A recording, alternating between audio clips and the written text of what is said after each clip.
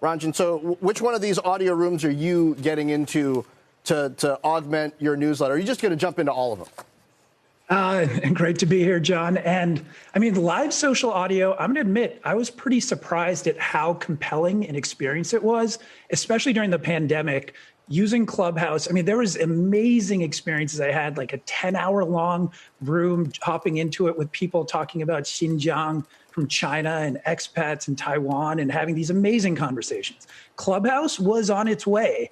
And then they had their moments of virality. February 1st, Elon Musk went in. February 5th, Mark Zuckerberg went in. But I think they're in a bit of trouble. I'm going to be honest. I have been loving Twitter Spaces because Twitter, for me, already has my interest network. The people I find interesting already on there. It just shows up at the top of the app. And this is where I think this whole space is really interesting because the live social audio is a pretty simple feature. It's an add-on. I don't think it's a standalone business.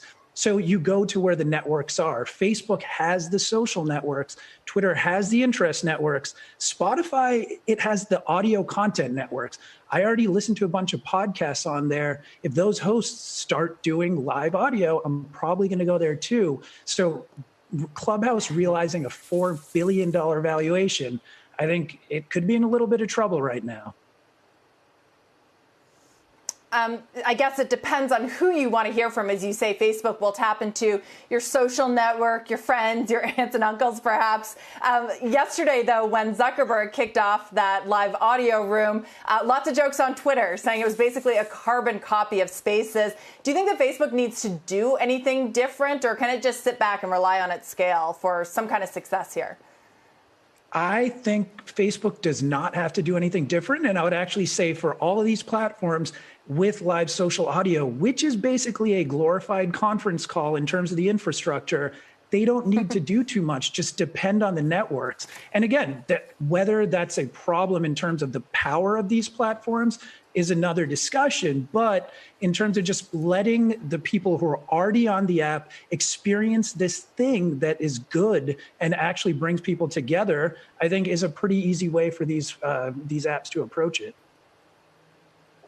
Yeah, I guess what I am watching on this, Ranjan, is this idea that maybe it's not a winner take all. You know, I have found that the way that Twitter integrates Spaces seems very natural, but it seems like on some of these other platforms, they're just really different use cases. I mean, the way Green Room is going to work on Spotify is going to have a very different audience, different use cases. Do you think it's possible that this is just yet another add-on for each of these platforms, and social is just yet the latest sort of medium that people are going to be expanding into without it being truly competitive in that only a couple will, or one will survive?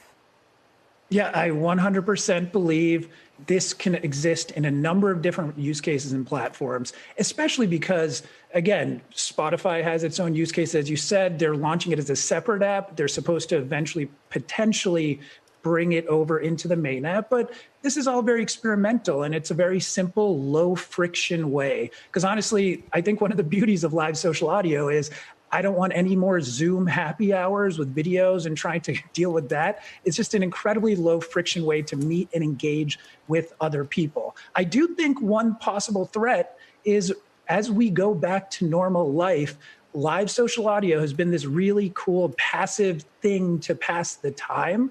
But I kind of want to go sit in a bar and talk with my friends and go to a sports game and see other fans and talk with them and interact with the real world. And I do wonder whether this would be some passing fad that was unique to the pandemic that lives on in, you know, is a nice little feature that kind of augments the existing events business. But whether it's a standalone trillion-dollar market, I'm very curious to see how that plays out in the next few months in terms of usage, especially.